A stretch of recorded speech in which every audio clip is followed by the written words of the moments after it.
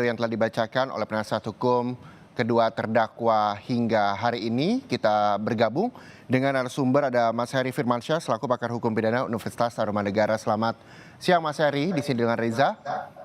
Mas Heri, ini tadi kita melihat bersama ada dua terdakwa yang telah dibacakan dupliknya oleh para penasihat hukum mereka masing-masing. Kita akan membahas satu persatu dulu. Yang pertama ingin saya tanyakan adalah penasihat hukum Verdi Sambo ini menolak tuntutan jaksa karena menganggap hanya bersandar keterangan Eliezer. Anda melihatnya seperti apa, Mas Heri? Iya, tentunya suatu keyakinan itu muncul, pasti ada dasarnya, Mas Reza. Kalau kita melihat dalam perkara ini, apa yang disampaikan Eliezer itu tentunya banyak yang bertentangan dengan terdakwa yang lain. Tapi apakah kemudian eee, yang hanya satu atau segelintir ini dianggap salah? Nah, ini kan yang kemudian ditelusuri oleh jaksa kan. Berdasarkan keyakinan jaksa, bahkan banyak dituangkan dalam surat tuntutan, keterangan Eliezer ini adalah keterangan yang dapat dipercaya. Nah, mengapa yang lain tidak dimasukkan? Karena mungkin asumsi saya berdasarkan apa yang disampaikan di surat tuntutan, ketika jaksa menyinggung masalah ketidakpercayaan, bahkan cenderung untuk mengatakan yang tidak sebenarnya, dan kemungkinan juga lingkar terdekat dari para terdakwa mengetahui hal itu tapi mendiamkan, itu kan berkali-kali juga sudah disinggung oleh jaksa penuntut umum. Dan bicara tentang keyakinan, kita nggak bisa menggoyahkan keyakinan orang lain ya, karena itu pasti berdasarkan penelusuran yang panjang juga. Sama seperti keyakinannya penasihat hukum, misalnya penasihat hukumnya Sambo bahwa Sambo nggak bersalah. Sambo hanya memerintahkan hajar, hajar itu nggak sampai mati begitu. Itu kan keyakinan juga yang dibentuk. Ya. Kalau bicara tentang dalil juga bisa dibantah misalnya. Dalil mana yang menguatkan hal itu?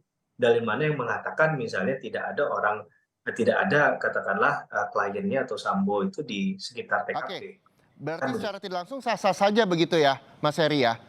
Lalu kalau misalnya Anda sendiri menilainya seperti apa? Apakah demikian sesuai dengan yang dikatakan oleh tim penasihat hukum dari Verdi Sambo? Ya, saya coba menyelami perasaan seseorang kalau menjadi penasihat hukum ya. Tentunya ya inginnya kliennya pasti dapat keringanan, bahkan kalau Mhm. bisa bebas ya pasti menuntut, kalau bisa minta dituntut bebas. Tapi kan ini bukan bukan hal yang didalilkan kemudian nggak pakai bukti dan dasar. Ya. Nah, jadinya ketika menyampaikan hal itu ya boleh-boleh saja, bahkan hal-hal yang bombastis dengan istilah-istilah Mhm. misalnya. Ini kan dari awal istilah-istilah yang dipakai oleh, menurut saya di pledoi itu yang kemudian membuat kesininya banyak tanggapan-tanggapan di luar non hukum Terkesan tadi. JPU hanya mendengarkan keterangan Eliezer begitu. Ya, kalau bagi saya, mau mendengarkan dari siapapun kan yang penting adalah yang disampaikan adalah satu kebenaran material ya. Ya. Nah, masalah tadi ada beberapa keterangan yang sudah dibaca, yang sudah disampaikan di muka persidangan, Mhm. kemudian setelah dinilai ternyata tidak berkesesuaian, nah apakah kemudian itu harus dipersalahkan? Nah, kan itu yang tadi kita sampaikan, kalau kita bicara penghormatan dengan sehormat-hormatnya pembelaan itu dilakukan, baik dari sisi jaksa penuntut umum maupun kuasa hukum, Mhm. harusnya ini bukan bukan lagi menjadi bagian atau konsumsinya kan. Karena Eee, penasihat hukum dari Verdi Sambo, Mas Heri juga merasa dan beranggapan bahwa jaksa ini mendiskreditkan para saksi. Selama persidangan dimulai hingga saat ini, Anda melihatnya seperti itukah rasanya atau seperti ya, apa?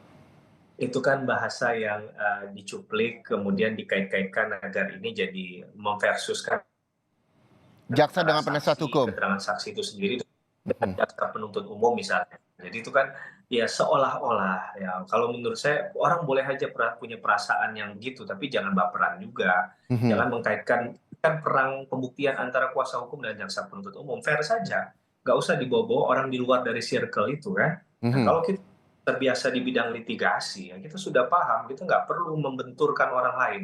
Ini pertarungannya yang dimiliki oleh jaksa penuntut umum dengan penasihat hukum untuk membuktikan di depan Mhm. jaksa.